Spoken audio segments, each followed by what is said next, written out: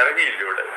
കേരളത്തിലെ ഒരു സമുദായ നേതാക്കന്മാരുടെയും മുമ്പിൽ നിങ്ങളുടെ MLA മുട്ടുമടക്കില്ല എന്ന് കൂടി നിങ്ങൾ മനസ്സിലാക്കണം.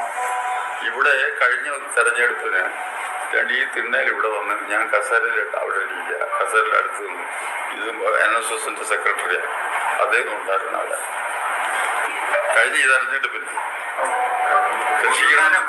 തിണ്ണയിൽ ഇറങ്ങിയില്ലൂടെ. 1.5 മണിക്കൂർ ഇവിടെ ഇരുന്നു. എന്നിട്ട് ഞാൻ ഇവിടുന്ന് അവിടുത്തെ യൂണിയൻ പ്രസിഡന്റിനെ വിളിച്ചു പറഞ്ഞ് ഇതേ സഹായിക്കണം എന്ന് പറഞ്ഞു.